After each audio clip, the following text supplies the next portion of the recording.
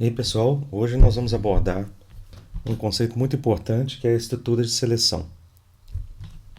Então, muitos problemas na área de computação, elas são da seguinte forma.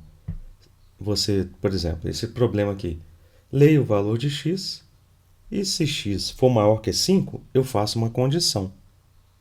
Então, aquela condição só vai ser executada, né? Esse comando x, imprimir x maior que 5, não é? E essa mensagem você vai só imprimir se a condição for verdadeira.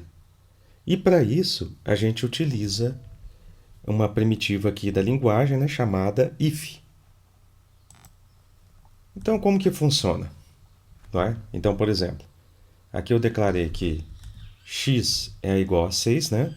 Que eu falei que minha variável é igual a x igual a 6. E eu uso o if. O if seria o se. Pense como se fosse o se. Então, vamos ler essa frase aqui. Ó. Se x for maior que 5, faça o que tiver embaixo. Tá certo? Próximo comando. Só que esse comando só é dentro do bloco vai ser executado se tiver um espaço aqui, uma tabulação entre o comando if e o comando print, tá certo? Então tem que ter uma indentação, porque o Python ele vai entender o bloco de comando aqui, né, nesse tipo de estrutura, se você fizer a indentação. Então vamos entender a sintaxe aqui, ó. Se x maior que 5, né, if x maior que 5, dois pontos. Tem que colocar os dois pontos, senão vai dar um erro. Aí você vai fazer a indentação, aí você coloca a mensagem. Tranquilo? Que voltou um pouquinho aqui, então vamos voltar. Então agora vamos tentar fazer isso aqui no, no Colab. Então vou colocar aqui.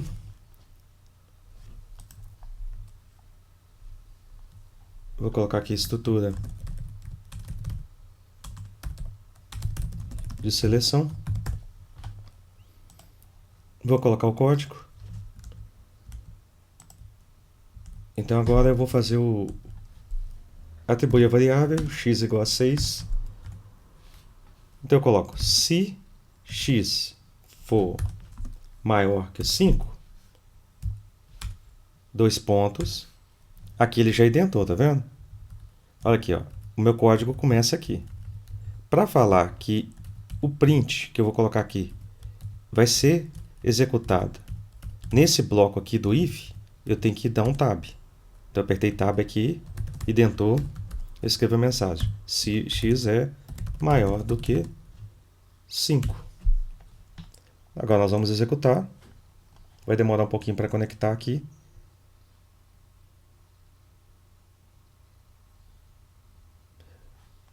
Você tem que tomar muito cuidado com esses dois pontos. Muitos alunos esquecem esses dois pontos aqui. Tá certo? Então, aí um exemplo da estrutura de seleção. Então, vamos resolver esse exercício aqui 27. Crie um programa que peça ao usuário sua idade e diga se ele é maior de idade no Brasil, 18 anos ou mais. Então, eu vou passar para cá, né? E agora eu vou criar aqui colocar aqui exercício 27. Então, eu vou colocar aqui exercício 27. Vou colocar o código. Então, nosso programa eu tenho que ler a idade. Então, input, eu vou colocar idade igual a input, digite a sua idade. Lembra que o input ele retorna uma string, então eu vou converter para inteiro e a gente vai precisar fazer um comparativo ali, né? Então eu vou colocar digite a sua idade, não é? Depois eu vou colocar assim, ó. Vou colocar aqui estrutura de seleção. Então eu vou colocar se idade for maior igual a 18, não é? Print. Você é maior de idade. Vou colocar no Brasil. Tranquilo? Então aqui eu fiz, vamos colocar um comentário aqui. leitura dos dados. Então, coloco o comentário. Vamos rodar. Digite a sua idade. Eu tenho 18 anos, por exemplo. Você é maior de idade no Brasil, tá certo? Então aqui você fez a leitura dos dados, depois você testou a idade da pessoa, tá certo? Somente se a idade que você leu aqui for maior ou igual a 18 que vai imprimir isso daqui. Então se eu colocar aqui que eu tenho 17, ele não vai imprimir nada. Tranquilo? Então o código só será executado se essa condição aqui for verdadeira. Tranquilo? Então, tem um outro problema aqui. Olha só. Aqui eu falo, leia o valor de x. Se x for maior que 5, ele imprime x é maior que 5. Né? E se ele não for maior que 5, eu vou escrever x não é maior que 5. Então, eles são duas condições. Tem uma condição da direita aqui que é verdadeira. Se for verdadeira, ele imprime essa mensagem da direita. E se for falsa, ele vai imprimir a mensagem da esquerda. Tá certo? Então, vamos ver aqui como que a gente resolve.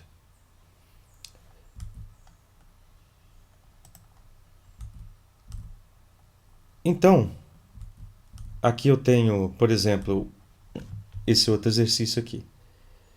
Nota igual a 65. Aí eu coloco, se nota for maior ou igual a 60, eu imprimo aprovado. Se ela não for maior ou igual a 60, eu vou imprimir reprovado. Então, como que a gente resolveu esse problema? Eu uso o else, tá certo? Então, o else seria o seguinte, se a primeira condição for verdadeira, ele vai imprimir o bloco aqui do print. Se a do print é aprovado. Se não for, ele vai imprimir reprovado. Então, vamos fazer esse exemplo.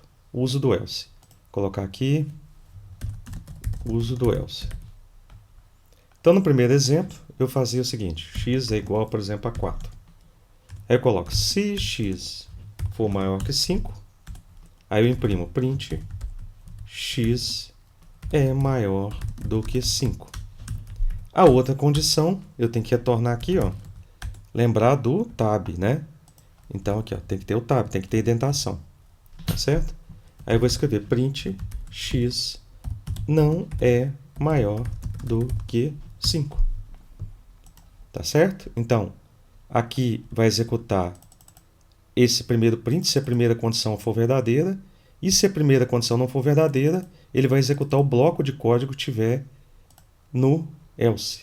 Então, se eu executar aqui, x não é maior que 5. Se eu colocar 5, x também não é maior que 5, porque aqui é maior, não é maior ou igual. Se eu colocar 6, aí ele vai falar x é maior do que 5. Então, vamos fazer aqui o exercício 28. Crie um programa que imprima se o aluno for aprovado ou não. Então, ele vai imprimir se o aluno foi aprovado ou não. A condição de aprovação é que sua nota seja maior ou igual a 60. Perfeito? Então, vamos colocar aqui o exercício 28.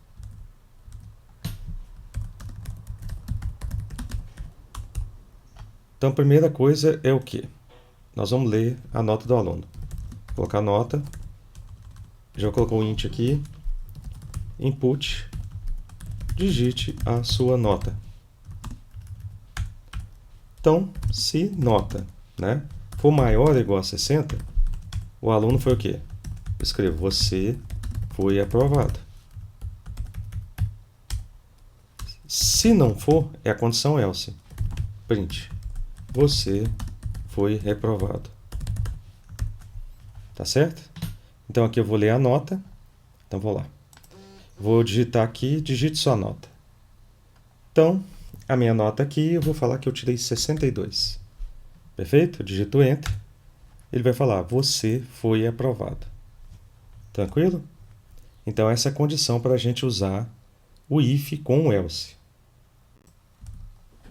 Então, vamos ver outra situação aqui. Vamos supor que você leia um valor de uma nota, não é? E tenha várias condições, por exemplo. Então, eu tenho que imprimir o seguinte, se a nota for maior que 90, maior ou igual a 90, eu vou falar que o aluno tirou A. Se essa condição não for satisfeita e a nota for maior e igual a 80, eu vou falar que ele tirou B. Se essa condição não for satisfeita, eu vou falar, né, se a nota for maior ou igual a 70, eu vou falar que ele tirou C, tá certo? Se não, eu vou falar que ele tirou D, tá certo? Nesse caso, a gente vai usar a estrutura else, como se fosse else if.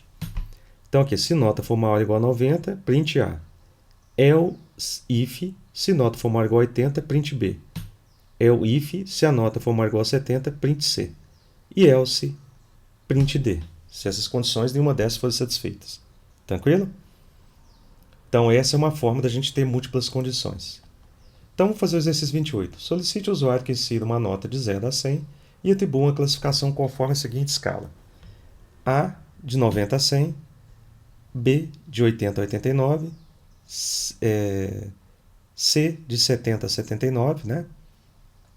D de 60 a 69 e F é abaixo de 60. Então vamos interromper aqui e vamos colocar aqui exercício 28.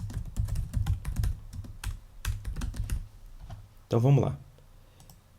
Vamos supor que, vamos colocar aqui que a nota é um valor inteiro. Então vou pedir para o aluno digite a sua nota de 0 a 100. Então aqui eu vou converter para inteiro, porque o input retorna string, não é? Então vamos para as condições. Então, se nota for maior ou igual a 90, eu vou colocar print conceito, vou colocar conceito A. Aí eu vou colocar else if nota, se for maior ou igual a 80, eu vou colocar print conceito B. Aí eu coloco else if nota maior ou igual a 70, eu vou colocar o quê? Print conceito C. Se a nota for maior ou igual a 60, eu coloco print conceito D. Não era isso do exercício? Vamos ver se era isso aqui mesmo. D, 60 a 69, e aí ele pula para o F, né? Então aqui, no caso aqui, eu vou colocar só o else, porque se nenhuma condição for satisfeita. Então, se não for nenhuma dessas condições, né, eu vou colocar print conceito F. Tá certo? Então, aqui eu vou ler a nota, tá certo? E aqui eu vou testar a primeira condição, depois eu testo a segunda condição. Tá vendo? O else if permite que eu coloque uma expressão para ser avaliada. O else não admite isso, tá certo? Se você colocar uma condição junto com else aqui, né? Por exemplo, se nota for menor ou igual a 60, se eu fizer isso aqui, ó, nota menor ou igual a 60, vai dar erro, tá certo? Ah lá, já falou que é erro, tá certo? Que o else não suporta isso, tá certo? Aí teria que ser else if, tá? Então vamos ver aqui. Então o aluno tirou 40, tá certo? Aí ele vai atribuir esse conceito aqui, ó. Vamos supor que você digitou aqui, o aluno tirou 79, né? Aí você digita Enter, aí ele vai falar que é conceito C, tá certo? Que é maior ou igual a 70 e menor ou igual a 80. Tranquilo? Então, com isso, a gente apresentou esses conceitos todos aí do do if, né? Do else e do if. Então, vamos aprender com meme, né? Aí tem o Python, desenvolvedor em Python, né? um desenvolvedor Python medindo o nível de indentação. Então ele está pegando uma régua e medindo no computador, tá certo? Então um dos grandes problemas que vocês vão ter que lidar é com a indentação em Python. Então, como é que funciona a indentação? Aqui tem o bloco 1, tá certo? O bloco 1 aqui. Então, a continuação do bloco 1 vai ser essa linha aqui, os códigos que estiverem nessa linha, tá certo? Indentados com essa linha. Os códigos que tiverem para ser executados dentro do bloco 2 vão estar dentro dessa linha aqui, tá certo? E aqui o bloco 3, não é? Ele vai estar indentado com a outra linha. Então, vamos fazer um exemplo disso. Vou colocar aqui, indentação. Então, seria o equivalente a isso daqui. X igual a 3, se x é maior ou igual a 3, né? Print. Eu colocaria assim, eu colocaria essa indentação aqui. Eu vou colocar aqui um comentário para a gente colocar aqui. Então aqui, esse é o bloco de código, né? Eu vou colocar um print. O programa finalizou. Tá vendo que aqui, vou colocar print x maior ou igual a 3.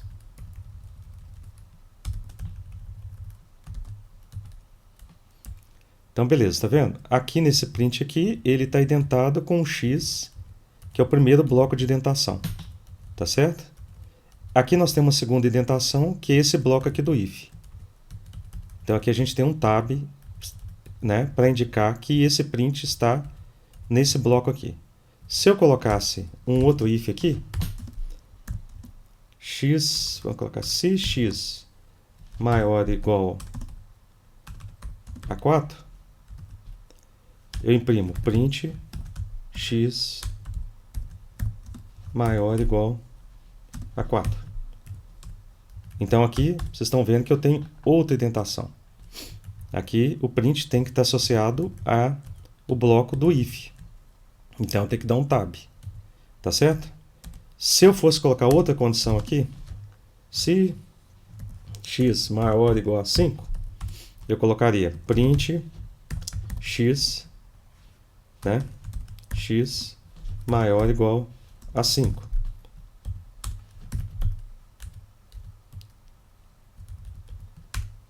Tá certo? Então, aqui, ó, esse daqui teria que estar com esse bloco aqui, ó. Tá certo? E essa indentação aqui. Então, nesse bloco de código aqui, eu tenho que recuar um tab. Se aqui tem outro bloco de código, né? Aqui eu vou ter que colocar duas tabulações. Se aqui é o terceiro bloco de código, eu vou ter que colocar 3 tabulações aqui. Tá certo? Então, se eu dou um tab aqui, ele está associado a esse bloco de código do x maior ou igual a 3. Se eu dou outro tab, ele está associado ao bloco de if, né? X maior ou igual a 4. E se dou outro tab, eu vou colocar aqui, ele vai estar associado a esse bloco do if aqui. Então vamos executar isso aqui. Vou colocar x igual a 6. Então, ele vai ter que imprimir x é maior ou igual a 3, x é maior ou igual a 4, x maior ou igual a 5 e colocar o programa finalizou. Tá certo? Agora, eu vou colocar aqui, nessa indentação aqui, e vou colocar x igual a 4. Então, ele vai imprimir o x maior ou igual a 3, x maior ou igual a 4, mas não imprimiu o programa finalizou. Por quê?